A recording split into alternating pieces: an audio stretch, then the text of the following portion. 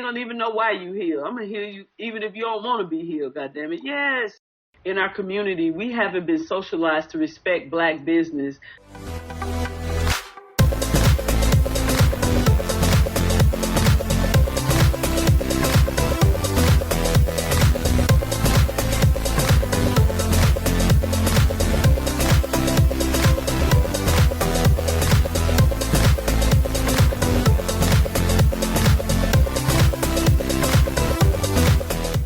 Hi, I am unapologetically Ardra and super sassy Sinett of Cooking Couture Atlanta. You can find me everywhere at Cooking Couture Atlanta, where cooking is sexy. You're watching hashtag Verse TV. I'll be here all week, baby. Please comment, rate, like, share, and subscribe. If you don't subscribe, you jive. A show that I've really started to get into is Cooking with Cannabis. Do you see yourself going on that show, or do you have any expertise in that? Okay, you ain't been following me long, honey. Last year, Labor Day weekend. I saw the table spread. I do Cooking with Cannabis, honey. You tagged your friend where you could when you had that full table spread. Yes, honey. Oh, you was just playing. You was just trying to get me out. Just go on and say it. No, but I was wondering, since you already do shows, would you be interested in doing? Oh, absolutely. I said that I'm a healer, and then it has healing. Come on, man. It's CBD. I'm damn near gonna put CBD in everything. Anything you eat from me is going to have some root in it. It's gonna have some healing elements, especially if it's a cabbage, collard greens, if anything in a pot that can stew. I'm going to put herbs and something from the earth in it to really heal you, make you feel better, make you feel good. You ain't gonna even know why you heal. I'm gonna heal you even if you don't want to be healed. God damn it, yes, CBD, cannabis, all of that. Then not only we gonna be healing, we gonna feel good. And then, I told you I like when people eat my food. If I cook with cannabis, they just eat more. They like, this shit good as a motherfucker. So I'll be like, yeah, ain't it? Ain't it? Oh yeah, I'm with it. I'm with the shit. Bring it. You know I can get an ounce. Sorry. Well, anybody who you get paid to go on the show, and they're giving away $10,000 to the winner of the show. Okay, no, I was not familiar. Now, oh God, Holy Spirit, you are speaking to me. I didn't know what you were saying. Now, look, I got my notepad. You said they give it. It's cooking with cannabis. Oh, so that's like an audition, like I do for the other shit. Oh yes. Oh, honey, I know. Yeah, I've seen a couple episodes at a friend's house who had Fire Stick, but I haven't had TV in 2 years. I don't do TV, so, but dude, can I get it from the internet? But I'll find it, baby. You ain't saying nothing but a word. Cooking with Cannabis, I already know. Thank you. I love you for that. Now, damn, I feel like I owe you. I'm about to do that shit. And see, they like people like me because I don't look like I would cook with cannabis. Oh, well, I've been watching the show. It's a white woman who was on there. Yes. And I've seen it before. She looks like a Martha Stewart, but she, like the black boys who, you see and you like, I know he. Well, see, that's what I'm saying. All the black people are stereotypical, but she's all I'm going to get prissy and pristine with her ass right there and cook with that fire, and you won't even taste it, because the key to cooking with cannabis is to use the flavor of the herbs, not so it tastes like weed, but complement it with other herbs and other seasonings where you don't really taste it, but you get high as fuck, but you don't taste it. You know what I'm saying? Like, me personally, I don't like the taste of marijuana. Like, I don't want to taste that. But I want a unique flavor that I create with certain vegetables, herbs, and seasonings, where you're tasting it going, is this? And then an hour later, you're like, it was. So, why did you choose Cooking Couture Atlanta? Because couture is something special.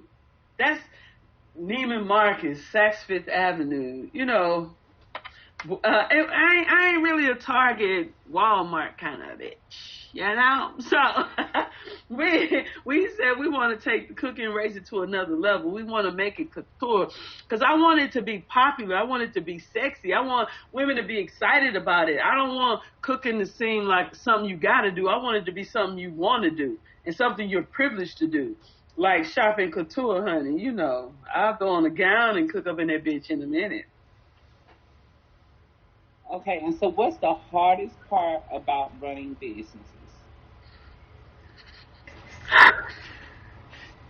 Employees, loyalty, respect, because familiarity breeds contempt, and unfortunately, in our community, we haven't been socialized to respect black business the way we are, the way we should.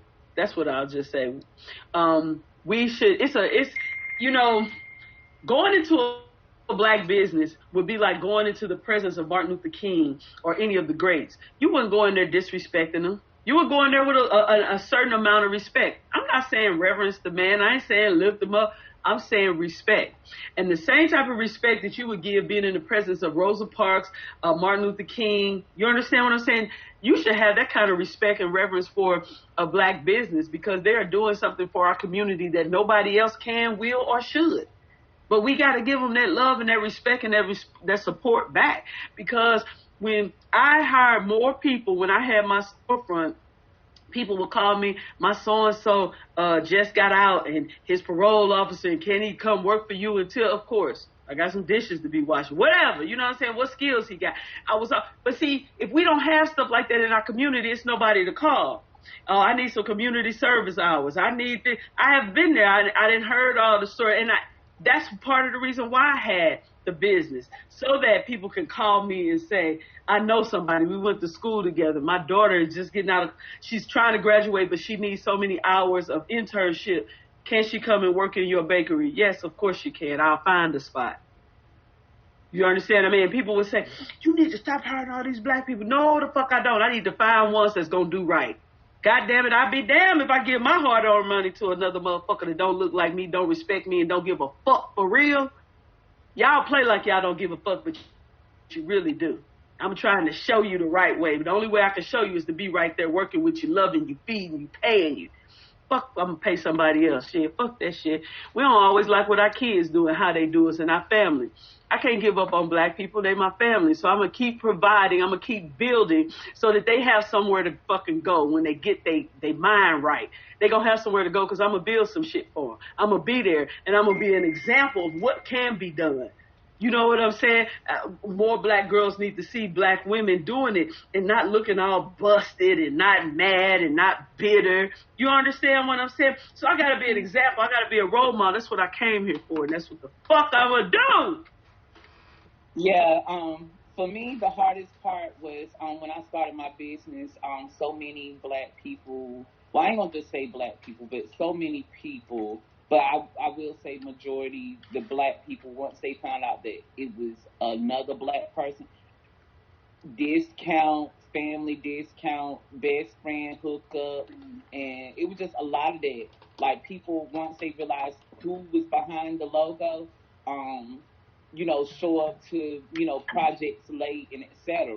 But the moment that I went ahead and I lost my business, and then supposedly this white girl that I hired came in to take over my business because she had the capital and she started making calls on my behalf.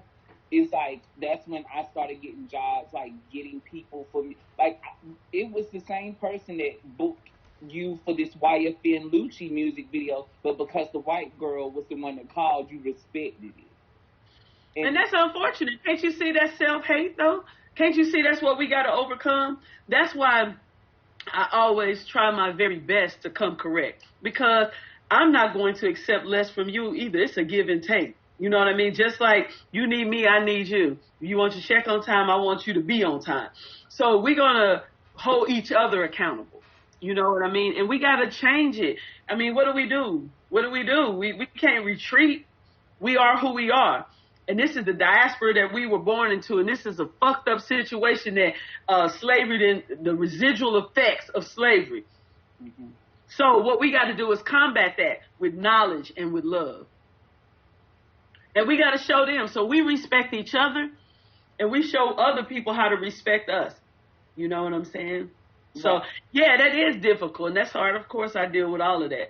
But I come so strong and so correct. Motherfuckers is for real. Don't even go there with me. Like, don't ask this bitch. You know what I'm saying? But they do.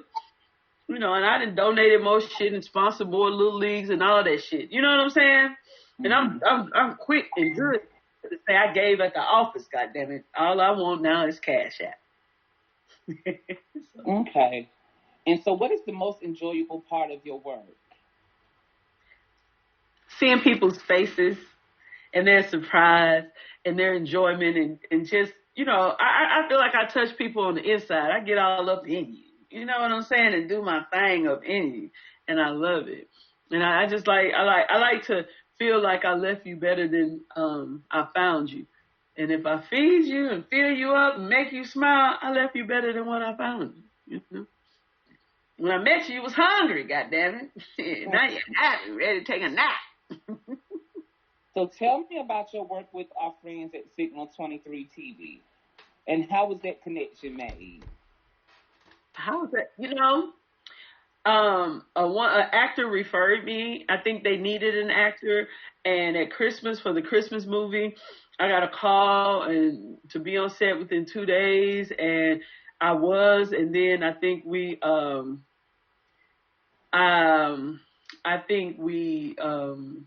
just meshed, or energies. I think we mostly energy, and our energies meshed. You know, I really respect the opportunity. I love Signal 23 television. I am so proud of what Henderson Maddox is doing, Mr. 23 Atlanta. And I give him the respect that he deserves as a director, producer. I mean, he's my Tyler Perry. You know, he's made me a part of his core cast, but I cannot give him enough respect. You know, they came over to film in my house, and when they got here, and they were like, "Is all this for us?"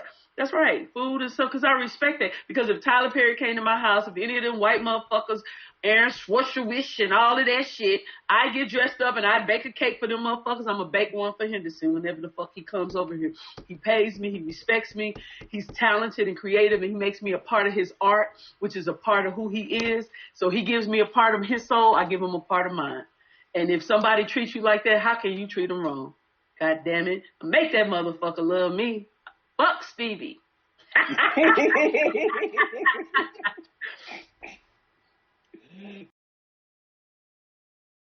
The show me peach, Ardra Sinett, unapologetically Ardra, super sassy Sinett, can be found at Cooking Couture Atlanta. Cooking, Cooking, Couture, Couture, Atlanta, baby. On Facebook, Snapchat, Twitter, but most importantly, YouTube. A bitch needs some subscribers. Let's get on YouTube. Let's subscribe, like, and share, honey. Subscribe, like, and share. That's what's going to be my single that I drop. Subscribe, like, and share. Subscribe, like, and share.